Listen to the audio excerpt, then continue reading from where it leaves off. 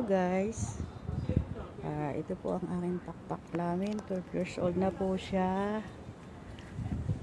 Yan po siya, ang laki-laki na niya. Yan.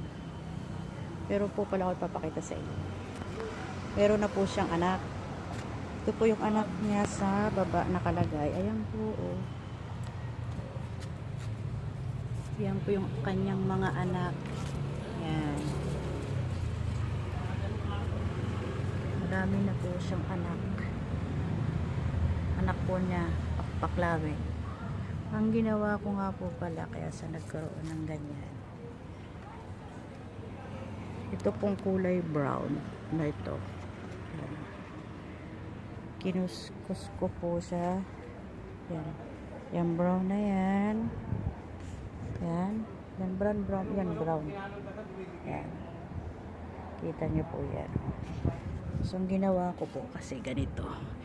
Yung brown na yan, kinuskus ko po siya dito sa katawan. Yan. Yun nga lang po.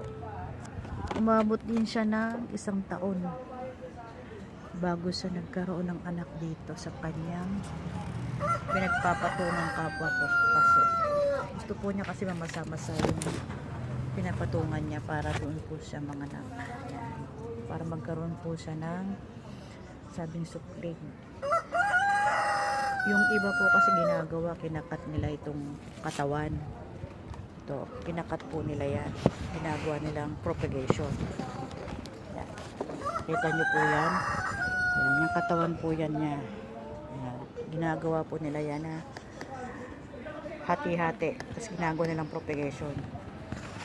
So ako, iba naman po ang ginawa ko. Ginawa ko nga po yan, oh, yan. Kinuskus ko po yan dito sa kanyang katawan. Dito ko siya kinuskus itong dahon niya na mayroong mga brown. Kinuskus po lang talaga siya ng ganyan dito sa katawan. Dito ko kinuskus yung dahon. Tapos yan na nga po. Lumabas na yung kanyang mga sukling. Yan po yung kinuskus ko sa katawan. Laki-laki niya na. Tagal po talaga itong lumaki kasi pakpaklawin siya.